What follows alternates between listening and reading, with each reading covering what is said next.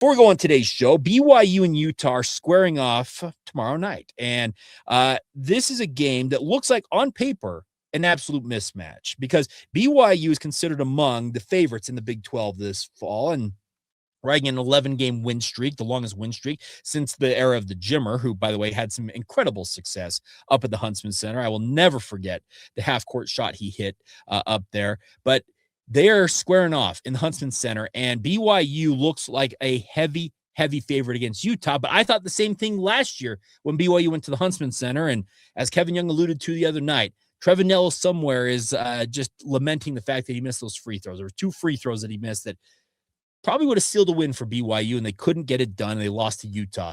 So looking at it in this case, the BPI, the Basketball Percentages Index from ESPN, has BYU with an 88.1% chance of winning against their arch rival on their arch rival's home court.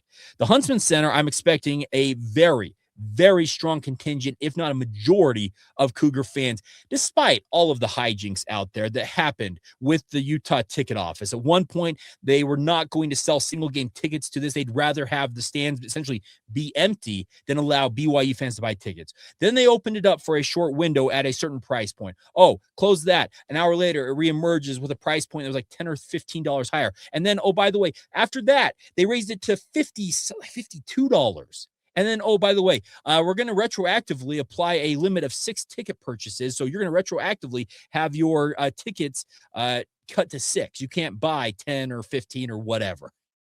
Just the nonsense and the malarkey that the Utah ticket office made BYU fans go through.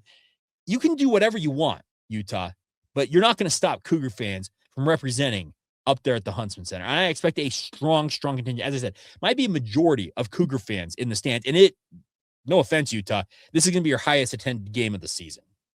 Suck it up. It is what it is.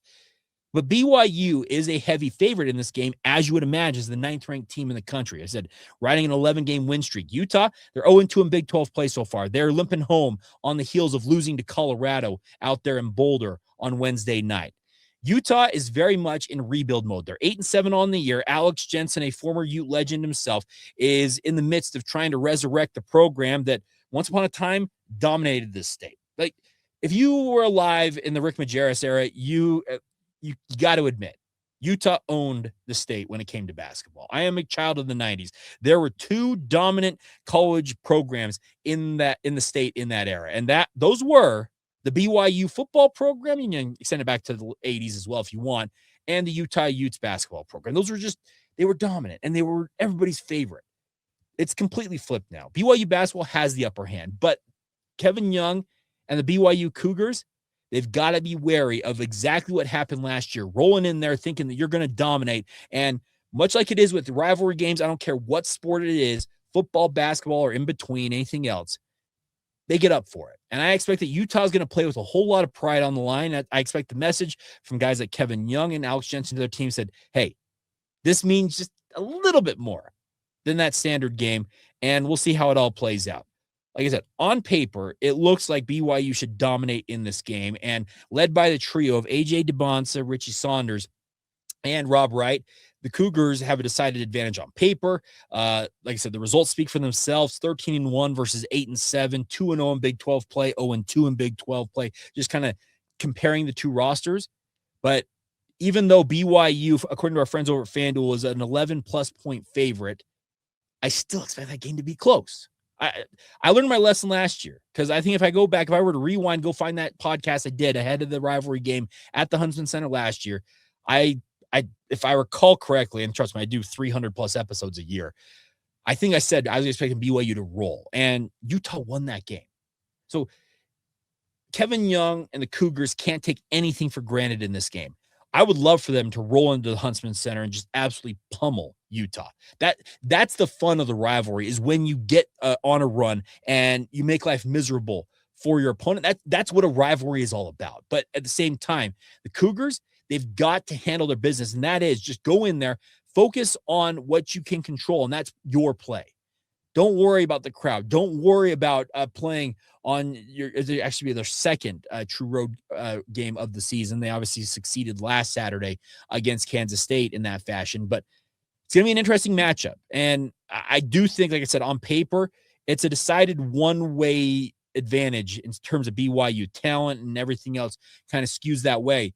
But I expect like Dom McHenry for Utah. I think he's a pretty solid player, but the consistency factor is what is slowing Utah down right now. I think, let's see, what's Dom averaging? I was assuming, yeah, Dom McHenry's averaging 18.5 points per game. Actually, their leading scorer is Terence Brown at 21.4 points per game.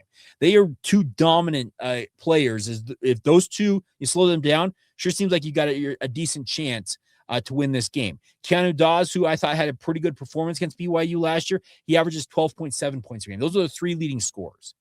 And like I said, the biggest thing for Utah, from my vantage point, because in sports radio, I watch all of this, is their consistency. It's lacking. Some nights they're on. And like I said, a rivalry brings seemingly out the best out of a lot of guys. And that's what I expect Utah protecting home court to do, is bring their best. But like I said, the kind of the up and down nature of Utah and just the rebuild they're undergoing, that's what's going to be interesting to see if they can handle their business on their home court, or if BYU, with what appears to be major advantages going in their favor, if they walk in there and just say, yeah, this thing's over, y'all, enjoy the show. Be interesting. I'm very curious to see how it all plays out. It's an 8:00 tip, so it's a little later in terms of the tip-off time, but doesn't take anything away from this matchup. 8 p.m. ESPN, and should be an incredible spectacle, as it seemingly always is when the Cougars and the Utes get together.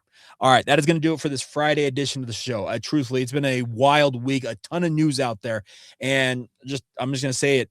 Thank you for, truthfully, all of your support. You guys are absolutely awesome. Feedback you guys provide is it's always appreciated, even if it's negative and saying I should change something.